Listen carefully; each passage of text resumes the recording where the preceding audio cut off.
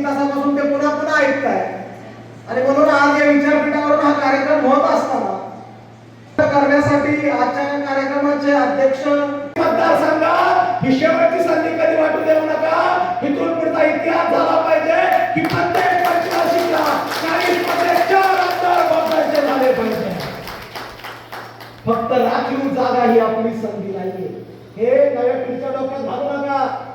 हे बारक्या पोराच्या डोक्यात घालू नका. बाबासाहेबांना हीच भीती होती की राखीव जागा म्हणजे तेवढ्या पुरतेच तुम्ही. आणि मग ते गांधी बसले उपोषणाला तिकडे जाऊन बाबासाहेबांच्या त्या मागणीच्या विरोधामध्ये.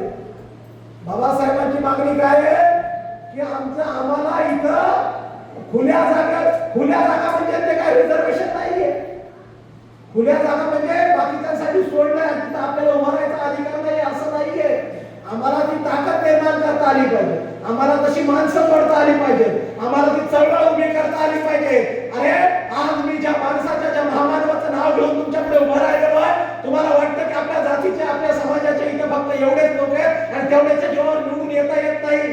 हा समज आज आमच्यात निर्माण झालाय. काही अंशी काही ठिकाणी काही वेळा तो खरा ठरतो आणि मग आम्हाला वाटतं ते खरं आहे. ते तसंच आहे की आपली तेवढी संख्या नाही त्यामुळे आपण निवडून येऊ शकत नाही. माझ्या भावांनो, इतिहासातला तुम्हाला एक दाखला देतो की तुम्हाला माहित असेल की बाबासाहेब लंडन अमेरिका इथे शिकून भारतात आले आणि भारतात आलेले बाबासाहेब या देशात सामाजिक क्रांतीचे आंदोलन हातात घेतात आणि सामाजिक क्रांतीचे आंदोलन हातात घेतलेले बाबासाहेब त्याचा समाज आताच्या सारखा सुजाण आहे का तेव्हा?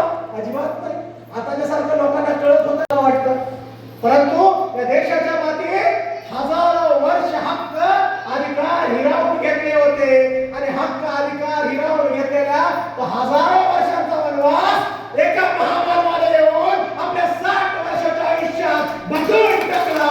त्या महामानवाचं नाव म्हणजे डॉक्टर बाबासाहेब आंबेडकर. आणि म्हणून आज मगापासून मी ऐकतोय गोवेकर मगापासून सांगत आहे, पेडणेकर सांगत आहे की आपली लोकसंख्या 25,000 आहे, 30,000 आहे, आपल्याला हा हक्क अधिकार मिळत नाहीये. आणि ज्या काळात इथल्या अस्पृश्यांना, इथल्या बहुजनांना, इथल्या स्त्रियांना जिवंत माणूस म्हणून मोजलं जात नव्हतं, त्या काळात एक माणूस उभा राहतो आणि उभा राहिलेला तो माणूस इथल्या कोट्यवधी दीनदलितांचे हक्क अधिकार मिळवून देतो.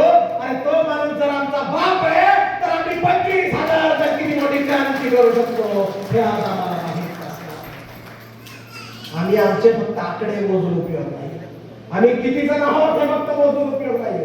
आज लोकशाही आलेली आहे आणि आलेल्या लोकशाहीमध्ये आम्हाला आमचा समूह उभा करता आला पाहिजे.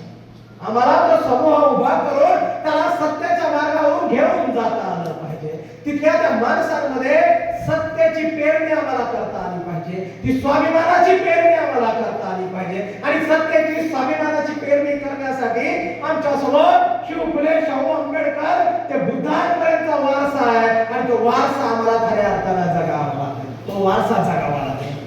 परंतु इथं आल्यापासून मग एक प्रश्न पण असेल. हा प्रश्न आहे की मला इथं बुद्ध नाही दिसून आहे. बाबासाहेबांनी आम्हाला संविधान त्यांनी शिक्षणाचं महत्व सांगा.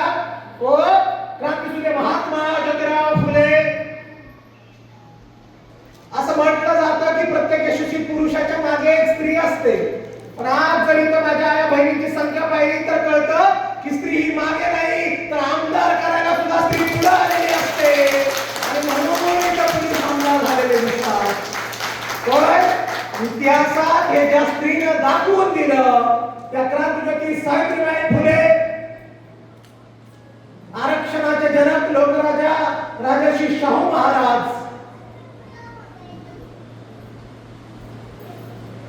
संत कबीर, संत बसवेश्वर महाराज यांच्यासह माता भीमाई, माता रमाई, पिता रामजी सुभेदार यांच्यासह मानव मुक्तीच्या लढाईमध्ये ज्या ज्या महामानवांनी, ज्या ज्या महामातांनी आपलं आयुष्य वाहिल्या प्राणांचं बलिदान दिलं त्या सगळ्यांना अभिवादन करतो. परंतु आज ज्यांच्या प्रेरणेतून तुम्ही सगळेजण एकत्र आलेला आहात, हा देश एकत्र येत आहे. या देशातल्या प्रत्येकाला स्वाभिमान कळत आहे. या देशातल्या प्रत्येकाला सत्ता म्हणजे काय हे कळत आहे. या देशाच्या प्रत्येकाला हक्क अधिकार म्हणजे काय कळत आहे. ती प्रेरणा काय आहे, ते कुणामुळे घडत आहे आणि ते कुणाच्या प्रेरणेने होत आहे याचा जेव्हा मी विचार करतो तेव्हा त्या महामानवाविषयी बोलताना मला म्हणावं वाटतं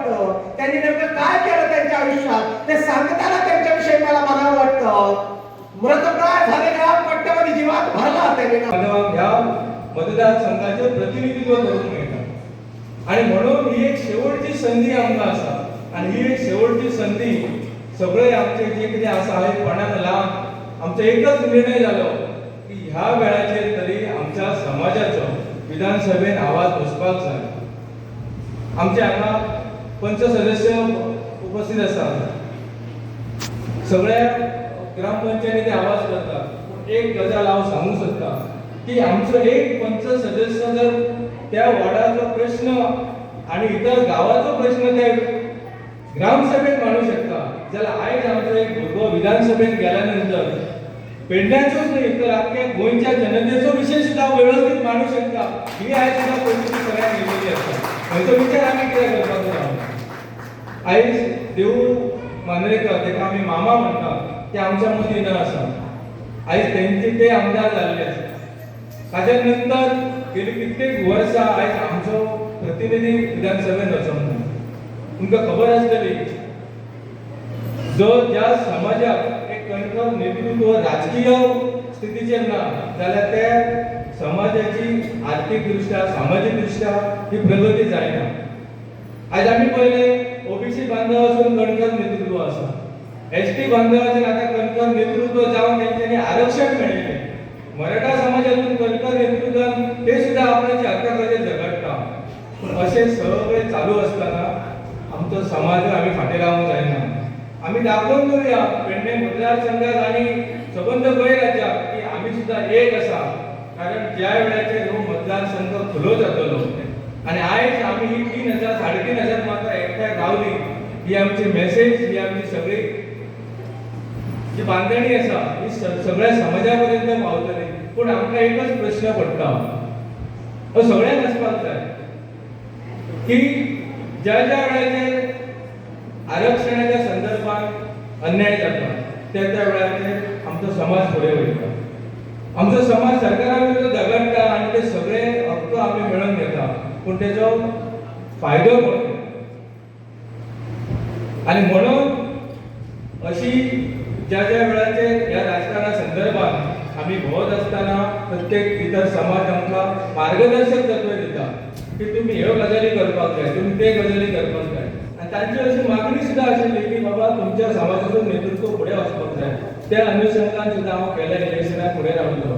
तांच्या सुद्धा उतराक आमी मान केली. हे सगळे करत आसतना बाबा साहेबान आमकां एकच सांगलें की संघटीत रावन संघर्ष जर केलो आसत जाल्यार खंयच्याच समाजाक न्याय मेळपाक फाटीं रावना. आमच्या पेडणे मतदारसंघान जावं गोंयभर जावं आमच्या समाजाची तशी प्रगती जावंक ना.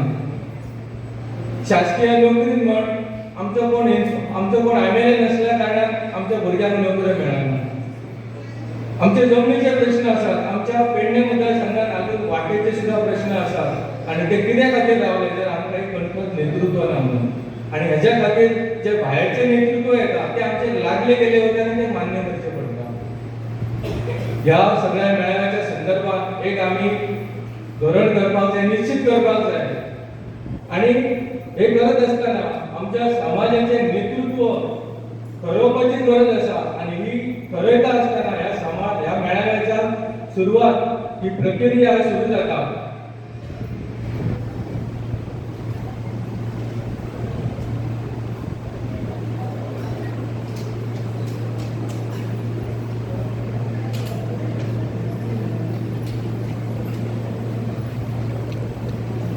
ज्या वेळा हो मतदारसंघ खुलो जातलो आणि खुल्या झाल्यानंतर आमची भूमिका काय आसपाक जाय ही आयज आमी ठरोवपाक जाय.